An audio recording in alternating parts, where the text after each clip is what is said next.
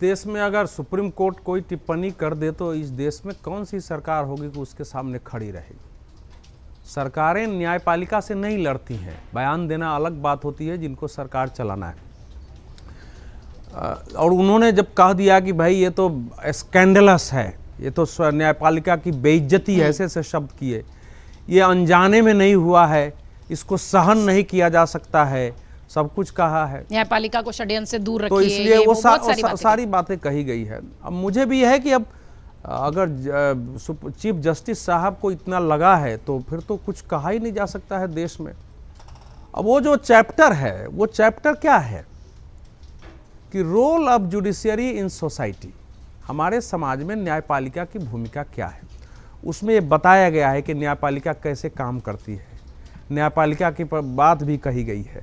उसी में आया है कि भाई तब आगे आया है कि आम आदमी को न्याय मिलने में कठिनाई हो रही है, क्यों कठिनाई हो रही है, तो उसमें एक पार्ट है, एक पैराग्राफ न्यायिक भ्रष्टाचार कि उसमें न्यायिक भ्रष्टाचार का पार्ट है। ऐसा नहीं कि पूरा चैप्टर उसी में है। तो अब इस केस को सुप्रीम कोर्ट को पता नहीं था। कपिल सिब्बल साहब, अभिषेक मनु सिंघवी साहब और मुकुल रोहतगी साहब, 3 लोग इस मामले को ले गए हैं वहां। तो अब ये 3 लोग ले गए, सुप्रीम कोर्ट ने कर दिया, सरकार ने कह दिया कि भाई ये तो गलत है और दोनों लोगों को बैन कर देंगे, जिंदगी में वो कुछ लिखे ही नहीं। किसी ने नहीं देखा कि जो लिखा गया है वो तथ्यात्मक रूप से सही है या गलत है। पहले उस पर तो बात ही नहीं हो रही है। और चैप्टर कोई एक ही आदमी लिखता है, जब किताब की जाती है तो एक कमेटी होती है, वो लेखक तय करती है, फिर वो लेख आता है, संपादक मंडल उसको पढ़ता है और चला जाता है।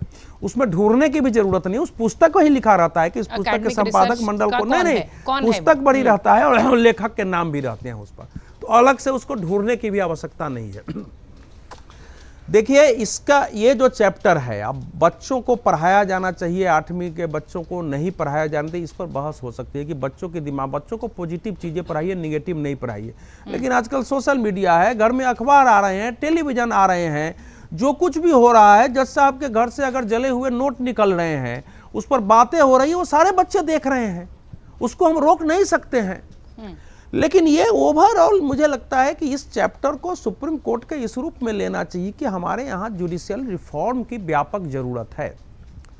सुप्रीम कोर्ट ने इसको कैसे मान लिया कि ये जो है लिखा हुआ वो केवल जजों के ही विरुद्ध है, वो तो ऐसा उसमें लिखा नहीं है। और न्यायपालिका का भ्रष्टाचार का मतलब केवल जजों का और सुप्रीम कोर्ट का भ्रष्टाचार नहीं है, वो नीचे के न्यायालय से लेके और ऊपर सुप्रीम कोर्ट तक मामला है, जिसमें वकील आते हैं, कर्मचारी आते हैं, जो पुलिस आती है, जांच एजेंसियां आती हैं, ये सब मिला के पूरा एक बनती है जिसके आधार पर न्याय होता है। तो अब अगर मैं पूछ रहा हूं कि मेरे को किसी ने 2 थप्पड़ लगा दिया, मैं जाऊंगा वकील साहब के पास, तो वकील साहब कहेंगे इस पर क्या केस बनेगा, नहीं हो सकता, ये तो थोड़ा बड़ा करना पड़ेगा, 1-2 जगह थोड़ा सा और छीलिए हाथ पैर को, या थोड़ा मार पीट के थोड़ा चोट लगाइए, जाके एक इंजरी रिपोर्ट बनाइए। और इंजरी रिपोर्ट भी बनेगी तो इस पर भी नहीं हुआ, कुछ कहिए कि क्यों मारा, उसका इरादा क्या है, तो कुछ घड़ी छीन लिया, कुछ चेन छीन लिया, ऐसे ही केस बनता है। जो लोग जिनका अनुभव होगा मैं बनता है, फिर वो होगा कि अब इसमें 3-4 गवाह ढूंढिए, ऐसे कैसे केस प्रूफ होगा, तो कोई भले ना देखा हो, हमको 3-4 झूठे गवाह उसमें बनाना पड़ेंगे, तब वो केस जाएगा। कहा गया है कि justice is supreme and advocates are the pillars of the justice, कि जस्टिस सुप्रीम है लेकिन जो अधिवक्ता है वो उसके स्तंभ है। अब आप देखिए, अभी जो है पश्चिम बंगाल से जौहर सरकार वहाँ तृणमूल कांग्रेस के राज्यसभा सांसद रहे, वो लड़ते रहे कि ममता बनर्जी इतना मुकदमा क्यों लाती हैं, और उन्होंने एक RTI डाला। उस RTI में बताया है कि पिछले 5 वर्षों में अभिषेक मनु सिंघवी जी को 4 करोड़ 62 लाख रुपया तृणमूल कांग्रेस ने केस में भुगतान किया है, 3 करोड़ 16 लाख रुपया भुगतान किया है इनको कपिल सिब्बल साहब को, और कुल 87 करोड़ 77 लाख रुपये बड़े वकीलों के फीस पर खर्च किया है। अब मैं जज साहब से भी पूछता हूँ कि यहाँ मैं बैठा हूँ, अब मेरे जैसे आदमी पर कोई मुकदमा हो जाए तो क्या इन वकीलों को 10 लाख रुपया रोज पर हम रख सकेंगे, करोड़ों फी दे सकेंगे? इसको क्या बोलते हैं? इसको क्या जुडिशियरी का, क्या हमारे यहाँ ये वकीलों की भूमिका तय नहीं है कि उनको न्याय को आगे बढ़ाना है? तो ये जो प्रश्न उठाया गया है वो प्रश्न सही है, इस पर बहस हो सकती है, एक ओवरऑल उसमें चीजें थी, उसको ठीक से देखा जाना चाहिए था। अब मेरा अपना मानना है कि इस देश में न्यायपालिका से ज़्यादा भ्रष्टाचार कहीं नहीं है। आप एक अटेंडेंस डालने जाते थे तो हम लोगों के बचपन में ₹1.25 पेशी होती थी। भाई पेशी क्यों होती थी अटेंडेंस, किसी को नहीं मालूम था।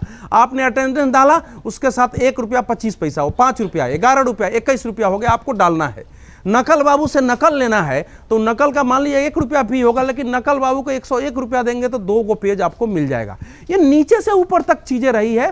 और जिस ढंग से मतलब अब वकील समुदाय इतना संगठित है, कोई बोलता है तो लोग खड़े हो जाते हैं, लड़ते हैं, और तब से कोई बोलता ही नहीं है। किरण बेदी के साथ जो दिल्ली में हुआ था, वकीलों ने किया, उसके बाद वकीलों के खिलाफ कोई बोलने का साहस ही नहीं करता है। तो ये तो व्यापक रिफॉर्म की जरूरत है। गांधी जी ने कहा था कि मैं न्यायपालिका के स्वयं नाश का प्रयत्न नहीं करूंगा, लेकिन जिस दिन इस जो न्यायपालिका है हमारे देश में, इसका नाश हो जाए, मैं प्रयत्न करूंगा।